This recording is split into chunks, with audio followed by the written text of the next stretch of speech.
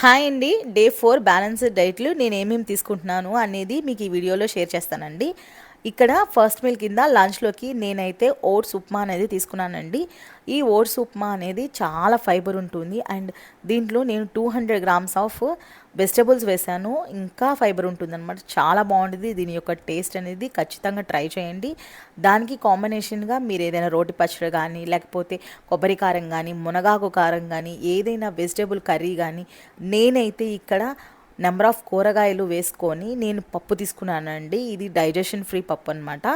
చాలా అంటే చాలా మంచిది మనకి దాలని తీసుకోవడం వలన.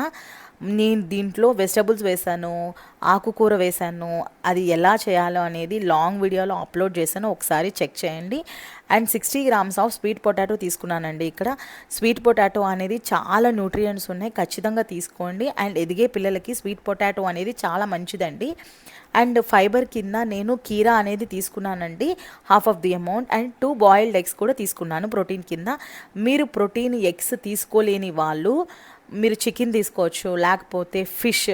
మ్యాక్రిల్ అనే ఫిష్లో మనకి ప్రోటీన్ అనేది ఎక్కువగా ఉంటుంది. అండ్ అందులో ఒమేగా 3 కూడా ఉంటుంది. మీరు ఒకసారి ట్రై చేయండి, చాలా బాగుంటుంది. నెక్స్ట్ వీడియోస్లో కూడా నేను మీకు చూపిస్తాను దాని గురించి.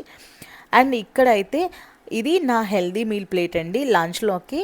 మీకు ఏమన్నా డౌట్స్ ఉంటే ఖచ్చితంగా కామెంట్ చేయండి. అండ్ నేను డిన్నర్లోకి వచ్చేసి ఏం తీసుకున్నానంటే 2 ప్రోటీన్ దోశ అనేది తీసుకున్నానండి. ఒక దాంట్లో ఎగ్ వేసుకున్నాను, ఒక దాంట్లో నార్మల్గా తీసుకున్నాను. ఈ ప్రోటీన్ దోశ అనేది ఎలా చేసుకోవాలి, అండ్ నేను వచ్చేసి ఈ ప్రోటీన్ దోశ అనేది ప్రీమిక్స్ పౌడర్తో చేసుకున్నాను. ఈ ప్రీమిక్స్ పౌడర్ని ఎలా మేక్ చేసుకోవాలి అనేది క్లియర్గా లాంగ్ వీడియోలో చూపించేశాను, ఒకసారి చెక్ చేయండి. మీకు నచ్చినట్లయితే లైక్ చేయండి, షేర్ చేయండి, కామెంట్ చేయండి. Okay, bye, thank you.